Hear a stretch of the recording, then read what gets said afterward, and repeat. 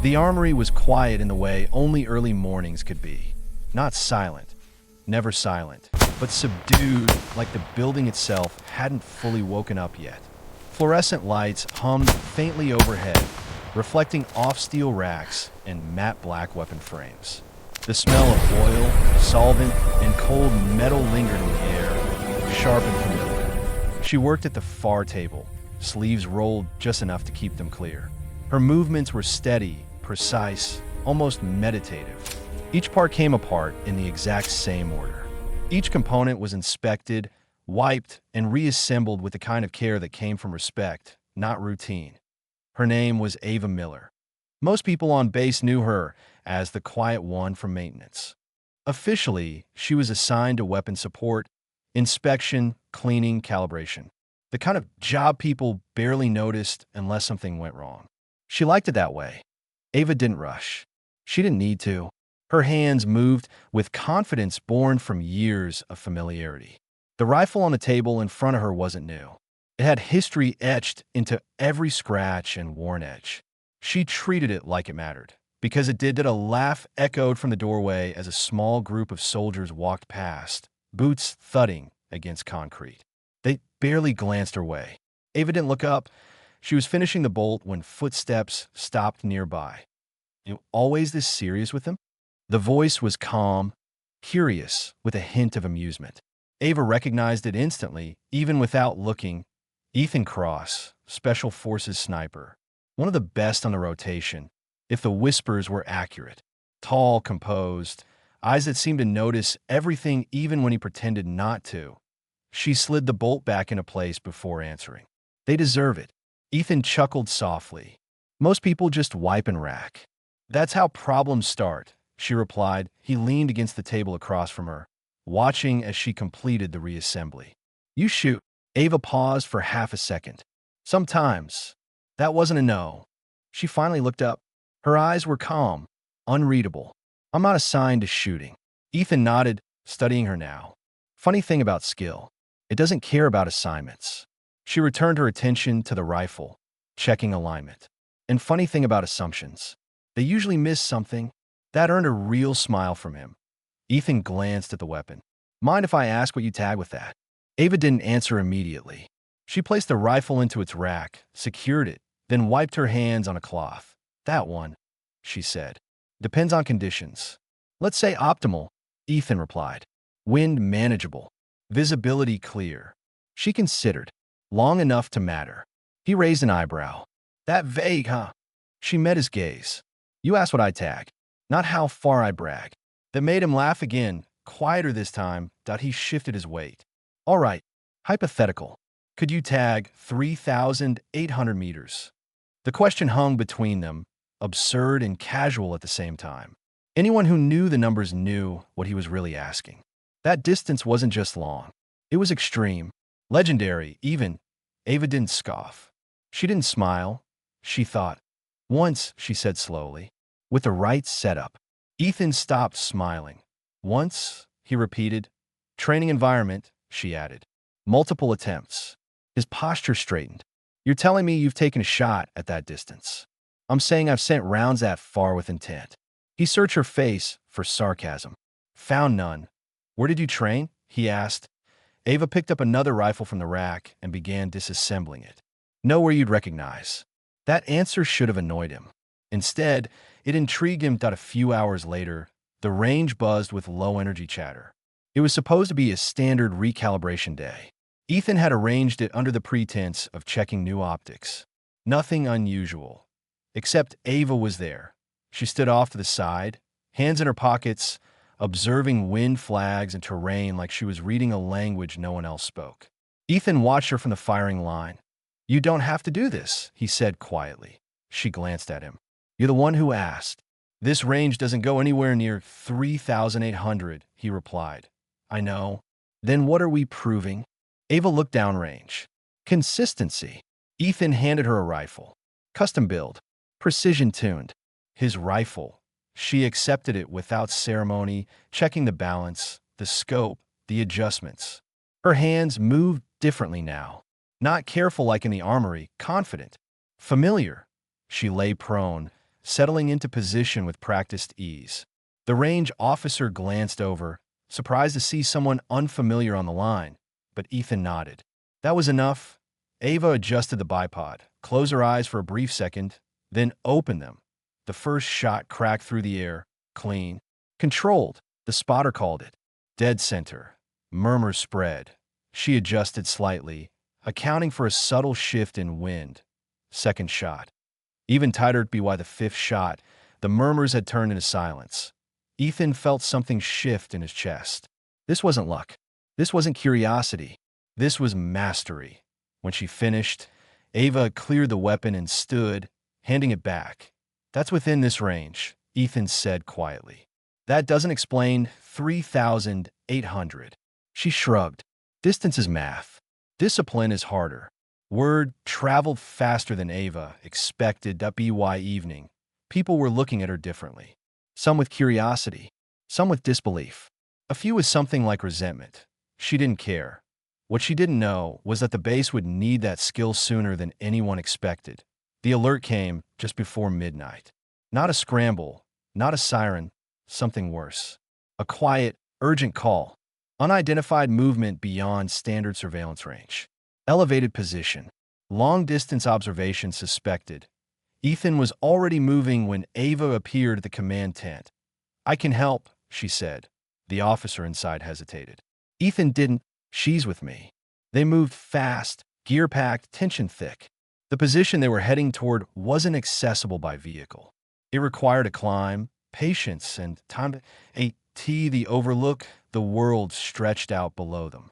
Darkness, broken by faint lights and shifting shadows. Ethan set up his scope, scanning. I've got movement, he said. Too far for a clean ID. Ava crouched beside him, watching the same area with the naked eye. Wind's changing, she said. Left to right. Slow but steady. Ethan adjusted. Still extreme distance. She nodded. That's why you don't shoot yet. Minutes passed. The movement stopped, then resumed, closer this time. Ethan exhaled slowly. If that's what I think it is, we don't have much margin. Ava reached for the rangefinder, checking angles, elevation, air density. 820 meters, she said quietly. Ethan looked at her. She met his eyes. Calm. Focused. You asked if I could tag 3,800, she said. This is close enough. He hesitated. Then he handed her the rifle. Ava settled in, the world narrowing to breath, pressure, and calculation. Every variable aligned in her mind like a solved equation. She waited. Then she fired. The sound rolled across the valley, sharp and final. They waited, seconds stretched. Then the movement below stopped. Radio chatter crackled. Confirmation came through, controlled and professional. Ethan let out a breath he didn't realize he'd been holding. He looked at Ava, who was already clearing the weapon. Celebration. No pride, just quiet competence. Later, back at base, as the adrenaline faded, Ethan found her again in the armory. Same table, same calm rhythm. You saved a lot of people tonight, he said. She didn't look up. That was the point. He nodded. People are going to ask questions. They always do. And answers. She paused, then smiled faintly. They'll hear what they need to. Before he left, Ethan stopped at the doorway. For what it's worth, he said, you should be on the line. Ava met his gaze. For what it's worth, labels don't change skill.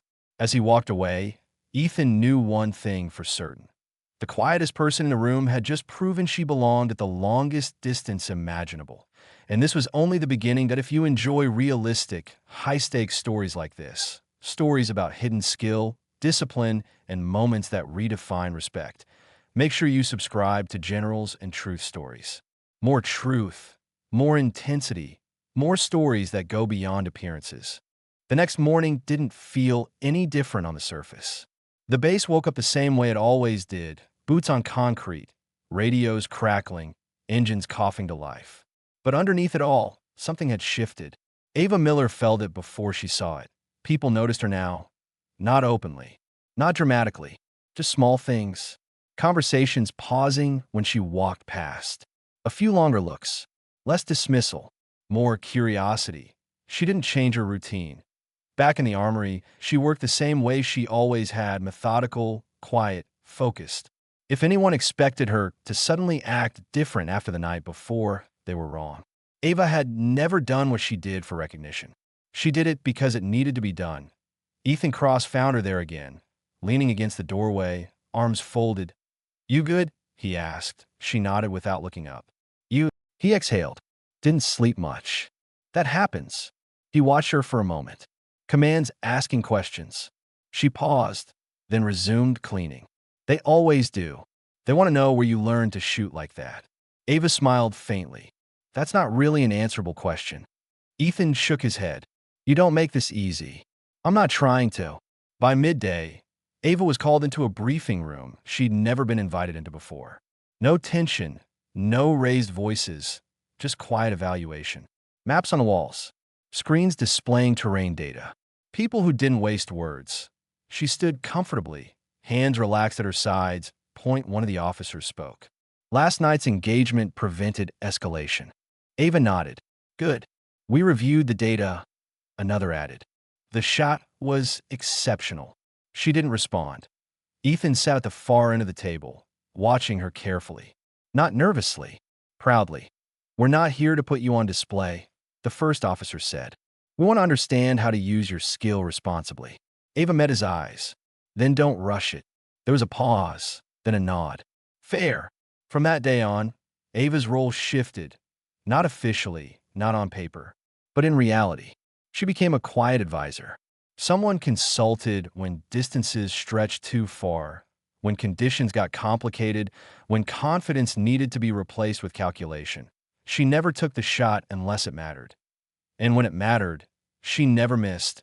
Ethan watched her integrate seamlessly, never stepping on toes, never demanding space. Respect followed her not because she asked for it, but because she earned it repeatedly. Point one evening, as the sun dipped low and painted the base in amber light, Ethan joined her outside the armory. "You know," he said, "most people chase moments like that shot. You treat them like chores." Ava wiped her hands. "Because moments don't matter. Oh, chomis do." He nodded slowly. "You ever think about teaching?" She considered it. "Maybe. Someday. And now I clean weapons." He smiled. "Funny how that works." Deployment eventually came to an end. Rotations changed. New faces arrived. Ava remained exactly who she'd always been. Quiet, observant, precise. But the way people spoke to her had changed, and more assumptions, that in more casual dismissal. And somewhere downrange, far beyond where most people thought possible, a line had been quietly redrawn. About skill, about humility, about how the person no one notices might be the one who saves everyone. On her last night, before reassignment, Ava stood alone at the range, stars sharp overhead. She wasn't shooting, just watching the wind move across the flags. Ethan approached, hands in his pockets. "Guess this is it," he said. "For now," she replied. He hesitated. "You ever gonna tell anyone how far you can really shoot?" She glanced at him, eyes calm. "Why would I?" He smiled. "Fair enough." They shook hands. No ceremony. No speeches. As Ava walked away, Ethan realized something that would stay with him long after.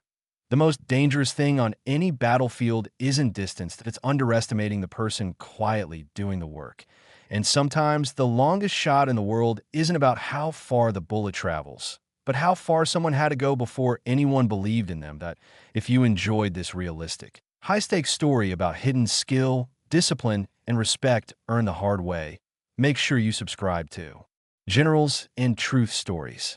Here, we bring you powerful narratives that prove truth doesn't always shout. Sometimes it waits patiently and hits its mark when it matters most.